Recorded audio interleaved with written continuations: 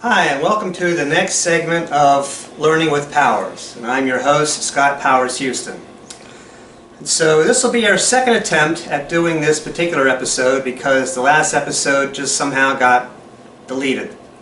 And we're hoping that that doesn't happen again. Okay, so we're talking about Chinese paper and paper money and currency.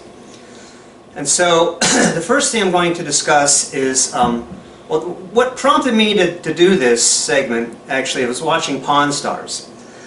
And this guy Phineas comes on. This person brings in these supposed ancient Chinese banknotes. Now nobody has fake ancient Chinese banknotes. This is obviously, they just wanted to have that as like a segment so that they could talk about it. And then they bring in this guy Phineas, who just is full of crap. And I used to think that Pawn Stars gave good information about some of these things and you'd learn about stuff, but what Phineas said about ancient Chinese currency was just wrong. And I've looked up stuff on the internet and I realized that actually there's, again, a lot of false narratives out there. A lot of people don't really understand. They think they do. They think they're real smart because they looked it up, you know, in the internet. They think they know everything, but they don't. And so I'm here to blow apart false narratives, and so that's what we're going to do. So we're going to start with first the history of paper. Okay, so the first thing that we ever wrote on as humans was called, they were clay tablets, and in ancient Sumeria they used the clay tablets to write what's called cuneiform. And they would take this stylus, it had it was like a triangle kind of thing on it, and or 3 points, and they would make their alphabet or their language, you know, with using a stylus on these clay tablets. And the upside of these clay tablets is that we still have thousands of them today. There were hundreds and hundreds of thousands of them before, but we still have thousands of them today. In fact, you could buy one from an antique dealer for maybe 300 bucks or something. And you could even own one yourself, something that's 4,000 years old, some writing. And most of them are not very glamorous. It says something like Joe had 4 cows and 3 goats and things like that. I mean, it's just everyday like notes. And the problem with the cuneiform tablets, though, is it was limited, obviously, to how much you could write. So you couldn't write a novel on a little tablet like that. So basically, in Egypt, they developed a thing called papyrus. Now, why papyrus is not called paper, I don't really know entirely. Paper, I think, has to have certain kinds of fibers, and papyrus was made more or less from like fruit stems and things. The first paper that was ever invented is attributed to the Chinese, and that's true. Technically, if you want to call it paper, but the first paper that they created not only involved fruit fibers and fruit stems and things like that, which is you know, same as papyrus, but it also included like torn up rags and a lot of other stuff, all mashed and compressed together, and I guess that's what makes it paper. I'm not sure, but all we have left of the earliest Chinese paper is a few fragments from the 1st century BC. And we're not sure exactly when it was that they started this process, but what we have is a few fragments of paper that they created in the 1st century BC. Now obviously the use of this paper was not prolific because all the things that are written down in Chinese history are all on bamboo. So like little pieces of bamboo, and they couldn't write, again, it's like a cuneiform tablet. You couldn't write a novel on there. You could just write a small amount of stuff. And it was written in the ancient Chinese text and not the more modern Chinese text. So even modern day Chinese people wouldn't be able to read it unless they were familiar with the old text. And so, because we had a lot more than that left of papyrus, even though papyrus, the shelf life was maybe 800 years, which is a long time, but if for something that, you know, was 2,500 years ago, 800 years, is not good, because that means most of it's disintegrated by now. So all we have of like original scrolls and original texts that were written 2,000 years ago or longer is mostly just the same thing, it's fragments. The reason why we have the knowledge of what was written at that time is because in the Middle Ages, and we're talking like from like between 400 and like maybe 900 AD, you had monks. So as I was saying, so these monks noticed that these ancient scrolls written on papyrus were starting to dangerously deteriorate around 500 AD or so. And from that time, they started to furiously copy down everything that was written on these scrolls. And as far as we can tell, their intent was to just copy everything that was written rather than try to edit it or anything like that. And so they wrote it on parchment, or even which is actually animal skin, or even a better quality of parchment, which is what's called vellum. And so then eventually the type of paper that we know of today, they did come up with more, like a more usable type of a paper in around the early 1400s in Europe. And that technology actually did come over from China, across the Silk Route, and into Europe that way, the Middle East and then Europe. And that was the type of paper that was used to print, you know, the first printing press that we had in the 1400s, you know, was using the older style paper. Eventually in about the 1700s we did have wood-based paper, and in the early 1800s we were able to actually manufacture this wood-based paper and start to create the kind of paper that we know of today. But it wasn't really until about 200 years ago.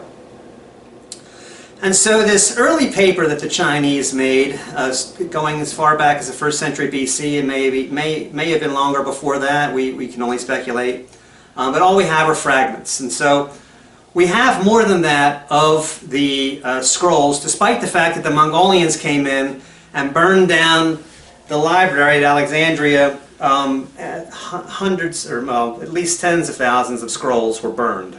But despite all that, we still have, and a lot of them were destroyed again when the Visigoths were invaded Italy and destroyed a lot of the scrolls at that time.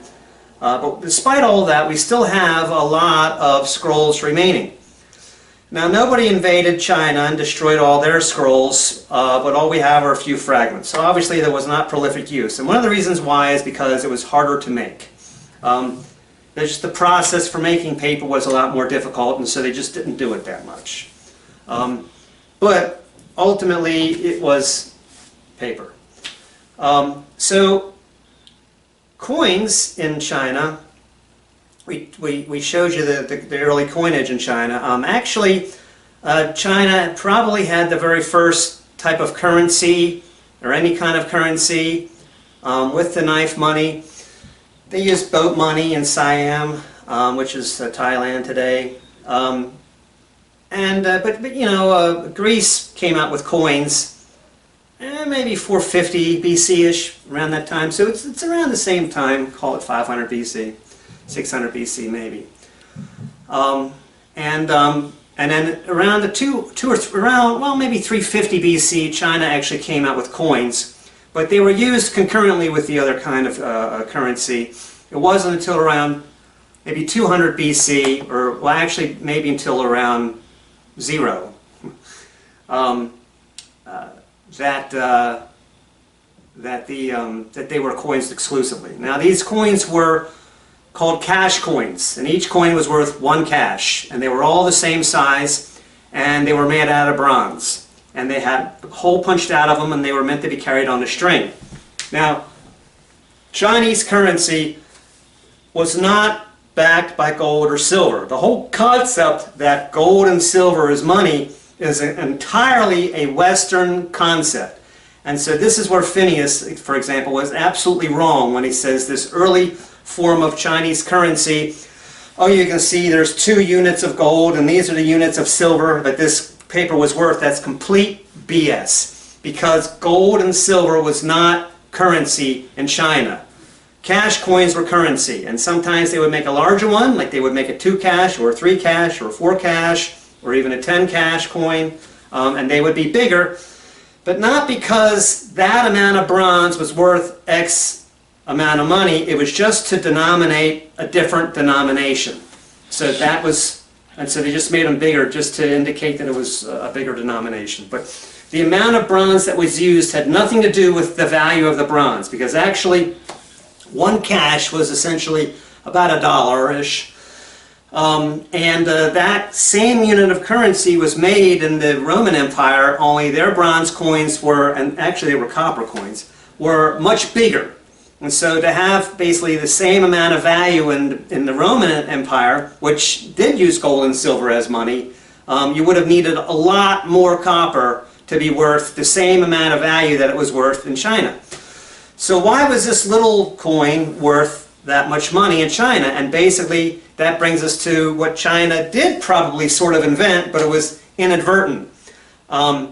So China likes to put out a lot of false narratives about itself. They like to put out, hey, we were the first ones to invent paper, we're the first ones to have paper currency, and this is a dialogue and a narrative that they aggressively put out over the internet, and people from the West just suck it up like little guppies. And all the educators in the West will, read this on the internet and they're like, oh yes, well China actually had the first, and they think they're being so smart and so clever when actually they don't know what they're talking about, because it's all false narrative. And the reason why the Chinese spread these narratives and work so hard to spread these narratives is because basically they want to spread the image of that the Chinese are a superior race, and it really is about that. And having lived there for as long as I did, you realize that's really what it's all about, that they believe that they are the superior race. And they want the world, and especially the West, to believe that Chinese culture is now and has always been much more advanced and superior to Western culture. And that's really the image that they want everybody to have. And the administrators and the educators in the West have just embraced this as gospel, and that's what they're teaching everybody, but it's wrong. And it's dangerously wrong, unfortunately. And you've got people like Gavin Menzies and people like that are really jumping on the bandwagon here, trying to sell books, knowing that the market is Asian, that they'll eat it up. He writes something like, oh, actually the Chinese invented this or discovered this first, and they'll eat it up. We'll get to that in another lesson. Back to currency. So anyway, so what the Chinese did do, however, that they don't lay claim to, but in fact they did actually have the very first credit-based currency. That was clearly credit-based currency, and it was based on the fact that the Chinese government made these bronze coins. They said it was worth 1 cash, and the citizens trusted the government and accepted that they were worth 1 cash, and that's what gave it value. Outside of China, it did not have that much value, and in fact it had very little value in the West, because a very small bronze coin with a hole in it on top of that was very little actual bronze or copper in there, and so it really didn't have a lot of value, and they were just kind of collected as, oh, it's Chinese money, it's like a token. But in China it was money, and it was money for 2,000 years. And so you could say, so China, if they really want to make a legitimate claim, they should say, we invented credit-based currency. And they kind of can do that. But in fact, all currency, especially all currency today, but in actuality, all currency all throughout history has been credit-based. Gold and silver, even though it's regarded in the West as that's money, it never really was. It was accepted as money, and the weight of gold or the weight of silver was how much it was worth, but it was still contingent on the market value of whatever gold or silver was worth at that time, which fluctuated greatly. And just ask the Spanish, who went to the Americas, discovered the Potosi Mint in Bolivia, and they brought back, tons and tons and tons of silver, and all they did was flood the market with silver, and as they kept introducing more silver to the market and discovering more silver and producing more silver from the Potosi Mint, the value of silver went down and down and down and down and down, and the economy of Spain actually tanked, and they became actually very poor by the late 1800s.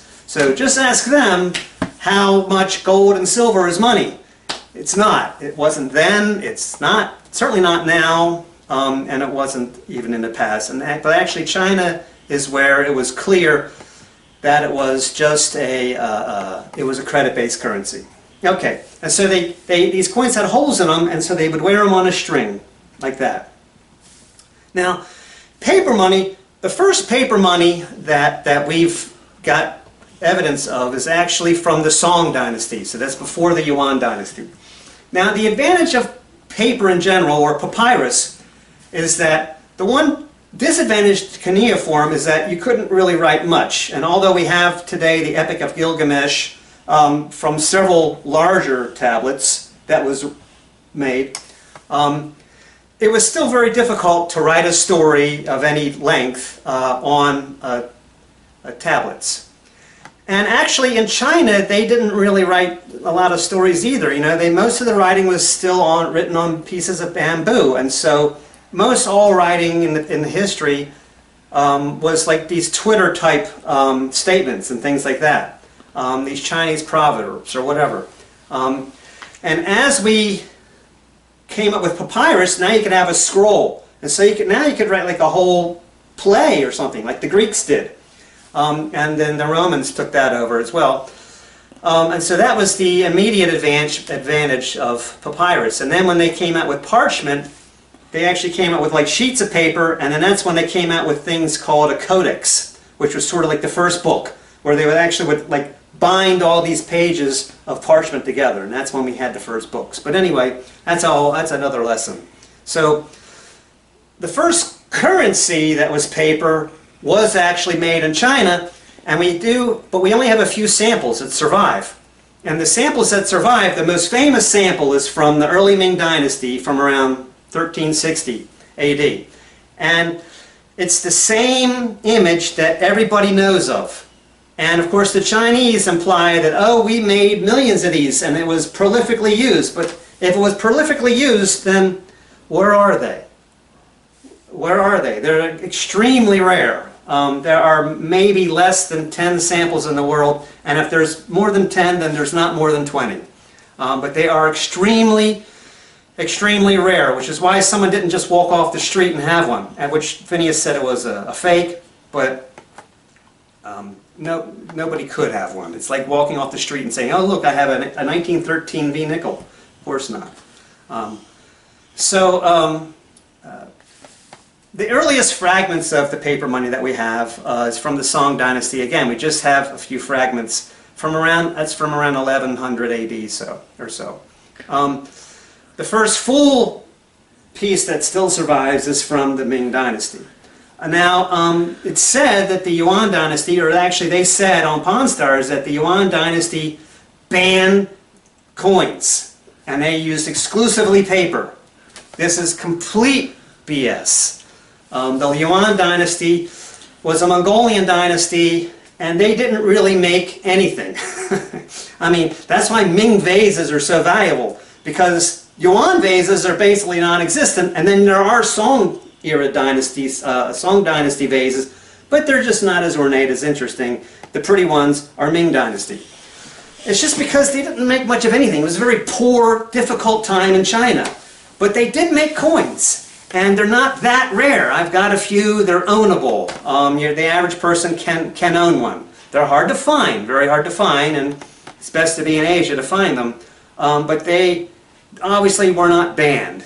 They did make Yuan dynasty coins, and I have not seen any samples of Yuan dynasty paper money, ever. And so if they used it so prolifically, and everybody used it as their money, where is it? What happened to it? Oh, well, it disintegrated. Well, yeah, a lot of it. But all of it? 100%? Not likely. I mean, 100% of parchment is not gone. That was used prolifically. That's not all gone. Why is all the Yuan dynasty currency gone then? So, the money that was made by the Chinese was never prolifically used. And in fact, it wasn't prolifically used really ever. And the first culture to really prolifically use paper money was the West. And it was started in around 1500s or so. And it was very big. And it was meant to be used for large transactions. And so in China, like a 1 cash coin or a silver penny, like we had in the West for so many hundreds of years, that was the standard currency that we used, a little silver penny with a cross on the back.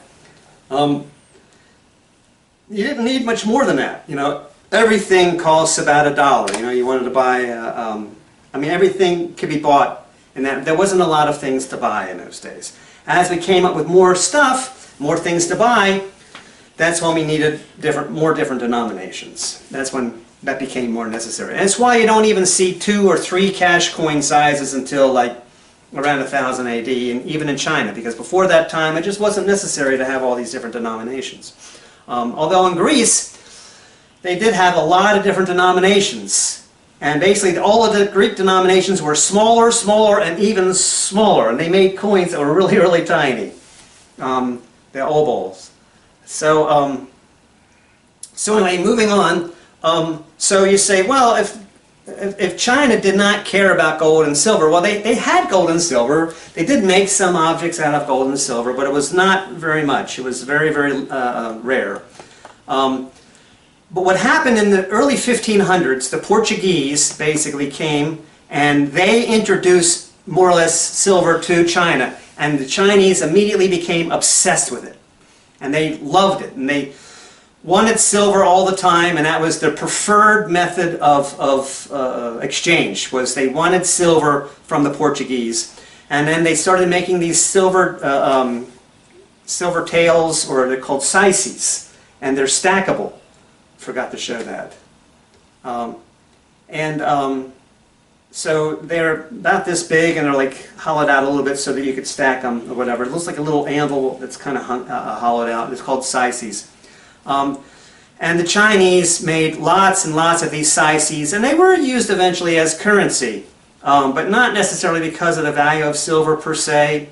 It still never really became a gold and silver based currency. They still kept making the cash coins, and they kept making the cash coins, in fact, all the way until 1908, the end of the Qing dynasty. And it wasn't until the end of the Qing dynasty that that was discontinued.